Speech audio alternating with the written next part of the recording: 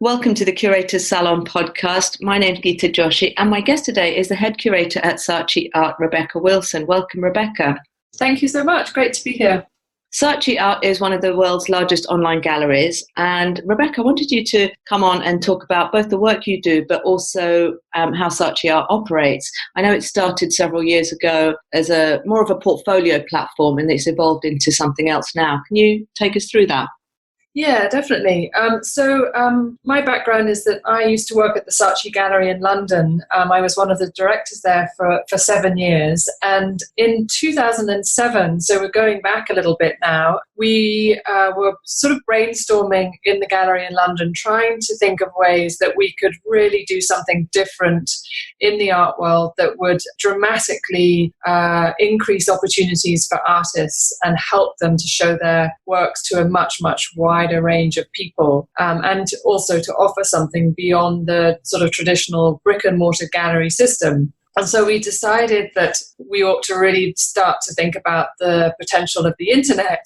And obviously it was working with music, and the design world was beginning to embrace the internet, but it hadn't yet happened in the art world. So we decided we would do something online, and we started out just really as a kind of MySpace, if anyone can remember what that was, a sort of MySpace for artists, so that you could have a portfolio of your work, which was under the kind of umbrella heading, if you like, of the Saatchi Gallery in London. And we really did it in a fairly kind of shoestring kind of way. We didn't do any PR. There was no marketing. It was just a couple of engineers and then the small team in the gallery getting excited about it. And then before we knew it, we had something like 10,000 artists who'd made portfolios.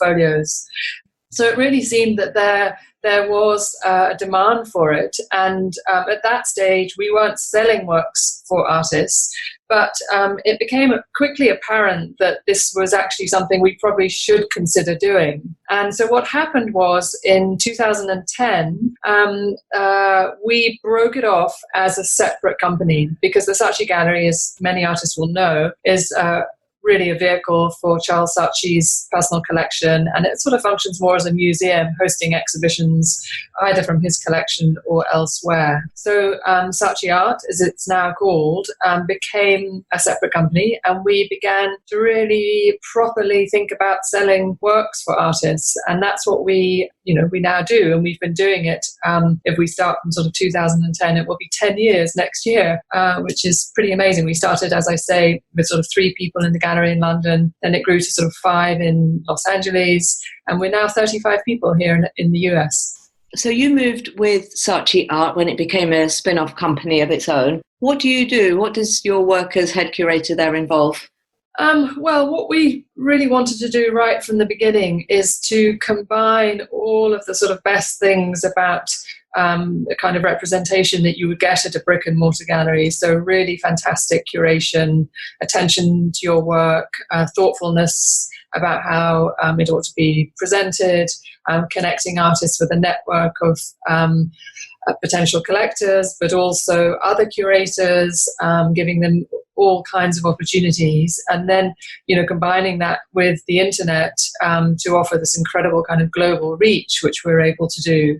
So what that means for my role, and I have 8 curators who work with me here, and what I do is I look at every single work that artists submit every day, and I think that's really important to stress, because sometimes I feel that obviously we are an online gallery and we're big, we represent a lot of artists, and I think sometimes the feeling is that perhaps you just sort of upload something and it lands into a big ocean and doesn't really get attention, and that's very, very much not the case. We look at absolutely everything, and then with the team of curators here, we're very conscious about how to best present artists' works to potential collectors. And one of the ways that we can do that is to group works. We sort of call them weekly collections that we do. So we make those collections, maybe sort of 50 works, based around themes and prices and other factors like that. And we then present them on our website, but also we have a really, really significant marketing and PR machine which is part of Saatchi Art. So, for example, we send all of those collections out to potential collectors through emails several times a week, and also through all of our social media channels. And we have over 1 million followers across all of our social media. So the reach is really, really extensive. And we do this every week. We have a very, very comprehensive, detailed editorial calendar where we're thinking about the ways that we can show whatever kind of work you're making as an artist to feel that your work is being represented. And even if your work is not in that specific collection, what we know from all the data that we gather is that collection is a great springboard for collectors to go off and start exploring on their own and finding other works that are similar but that we haven't specifically featured. Alongside marketing the online platform, I know there's a lot of projects that you guys also deliver artwork for. Can you talk a bit more about that? Yeah, one of the things that we really love doing is to sort of think a bit outside the box and try to find all sorts of different ways that can bring artists exposure to their work. So, whether it's pop-up shows or we actually run an art fair, which we can get on to discussing.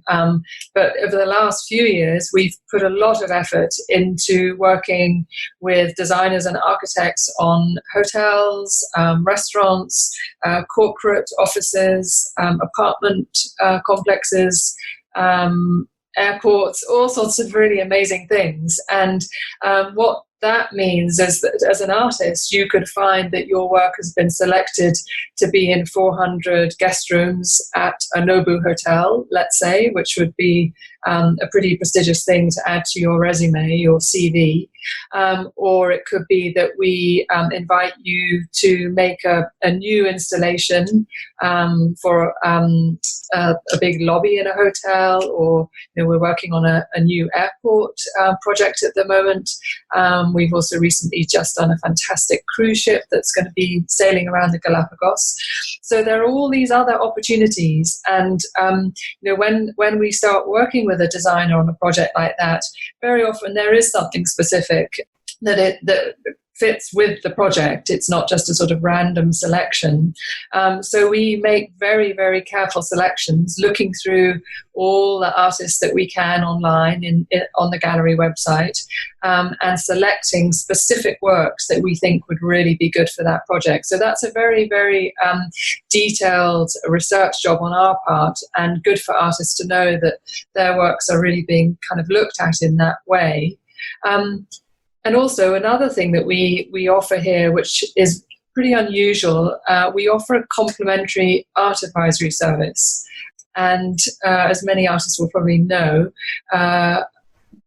usually it's only kind of collectors with really deep pockets who can afford to have an art consultant working for them.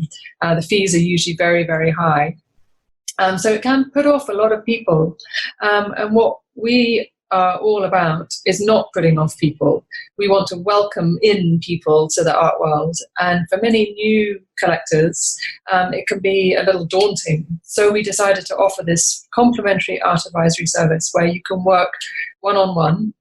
You're assigned a curator and you don't have to pay anything, obviously, but we will discuss with you exactly what you're looking for. And it's important to mention this because it's just another way that we sort of identify specific works by specific artists, and we might only show them 25 works, let's say. So you're really getting, as an artist, you're getting a lot of attention through that opportunity as well. And you're also involved with the Other Art Fair. How did those two entities merge, and what's your involvement with the selection for the Other Art Fair? Yeah, so the Other Art Fair was founded by Ryan Stanier in London. And so I knew him when I worked at the Saatchi Gallery, and we'd always wanted to try and find a way to work together because the mission of the Other Art Fair is really to support emerging artists as much as possible and find a way to let more emerging artists show their work to interested people. And crucially, the Other Art Fair is a fair for artists. It's not a fair for galleries. So as an artist, you don't have to wait for a gallery to discover your work and then take you to an art fair. You can be proactive and take your destiny into your own hands, and you can apply for the fair. It's now taking place 12 times a year, various cities in the US, Australia, and of course in London. And it's a really, really fantastic experience for both artists who are able to come out of their studios and actually meet people who want to learn about their work. And the flip side of that is that for collectors, and also a lot of designers go too, they get to actually meet artists. And, we're probably lucky enough, some of us listening to this, to go to artist studios. But I think for a lot of people, that's not an experience that they would have access to. So coming to the art fair, the Other Art Fair, and actually meeting the person who made the work is really great, because there's all sorts of additional connections that can be made. You really love their work, but then you start talking to the artist, and maybe there's something about their background, where they went to art school, where they live. Some sort of other connections come about that make the whole experience have much, much deeper meaning. And for each art fair, in different cities, we have a team of judges, and most of whom are local on the ground, and know the market very well. And then I'm lucky enough to be one of them too. So I have this great privilege of looking at artworks that are submitted from all over the world, and it really is very, very international. Obviously, we have a lot of artists. Let's say that the fair is in Chicago. There's such a big community of artists there. We get a lot of artists who do apply from Chicago, but at the same time, we get people flying in from Japan and the UK and Europe. So it's a very, very exciting synergy for us at Saatchi Art to be working with the Other Art Fair and sharing this very important mission to support emerging artists as much as we can all over the world. It's amazing. I've actually met quite a lot of artists who traded at the Other Art Fair, and oftentimes it's their first sort of in-person experience, really. Maybe they're sort of working from home, so they don't do open studios. But I think that also the experience that they get from that, such as talking to, people that are interested in their work, that's always so energizing for them. I think so, yeah. I think to start with, some artists find it a little nerve-wracking because, as you say, a lot of artists are not used to having that kind of interaction. But once they get going, and, so often, I was just in the fair in Brooklyn, in fact, and, many artists would say, it's just amazing to have this kind of instant feedback on your work. And, they might just have finished a piece to bring to the fair, and then it sells on the first night. And, I think sometimes it can be a little bit difficult sort of talking about the commercial, financial side of being an artist. And but it's really important to recognize that, we need to find ways to enable artists to make a living from what they're doing. And that involves, the being at the coalface of actually selling work. And, we do it all the time as a sort of intermediary gallery for artists. But I think it's really fantastic that the forum of the Other Art Fair is working in that way too. And artists can actually see, how capable we are of bringing in a significant audience for their work. And these are people who do actually want to spend money and make purchases. And that's so incredibly important for artists to continue doing what they're doing. Amazing. One of the questions that came through when I asked my audience what they would like me to ask you was, what are people that are selling regularly on Saatchi Art doing that others can learn from? Okay, that's a great question. So yeah, I think there are things that you can do. One is, as with so many things in life, the more you put into it, the more you're likely to get out of it. So I think if you create a really good portfolio, and many artists have their own websites, but think of this as being as important as your own website if you have one, or if you don't have a website, then really use this to showcase your work and everything about you in as detailed a way as you can. So make sure that the works are really, really well photographed. I would make sure that everything has a price on if it's for sale. You're much, much more likely to get interest in your work if works are priced. It's not like walking into a gallery and nothing has a price on it and people are too nervous about asking. We're trying to do something that's the opposite of that. So being transparent and upfront about pricing is really valuable. I also think that having information about you is really critical. Some artists, they add their works, but they don't say anything about themselves. So you don't know where they come from. You don't know, did they go to art school? Have they done exhibitions? What kind of history do they have of fairs or residencies, or are they self-taught? These are all really powerful, meaningful things that someone can connect with. And I think people are not so likely to buy something without knowing anything about the artist. So putting that information is really important. And then I think you have to think about being part of an online gallery in a different way in terms of the sort of pacing and timing of how things operate. If you're with a brick and mortar gallery, you might be having a solo show, let's say, every 2 years. It's really different with an online gallery. So I think if you are more active in terms of, let's say, every few months you add a few new works, that can be really helpful, because not only do the curators here then see those works, and we've all got incredibly good visual memories and we're making notes all the time about artists and putting them into kind of collections for specific purposes and projects. But so we keep on seeing that. And then the other thing is that if you are being followed by somebody who's interested in your work on our site and you add a new work, then we immediately notify them. So it really increases your chances of visibility and of sales if you add new works every few months. So those are some of the things I would really focus on. And one last thing, I would try to have a range of works in different sizes and in different prices, because somebody might really love your work and you've got a beautiful very large scale painting, but somebody just doesn't have either the budget or the space for it. But if you have a smaller work that's similar, then they might. So I think a range of sizes and prices is also really valuable. Amazing advice. Thank you so much. Rebecca, where can people follow you online? Well, of course, you can come to our website, and then also Twitter, Facebook, Instagram. We're very, very active every day.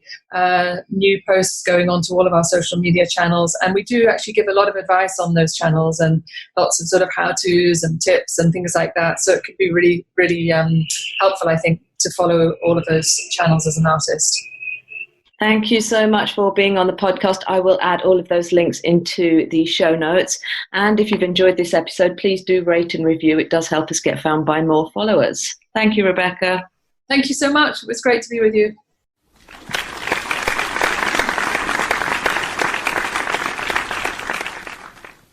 The Curator's Salon hopes you enjoyed this production.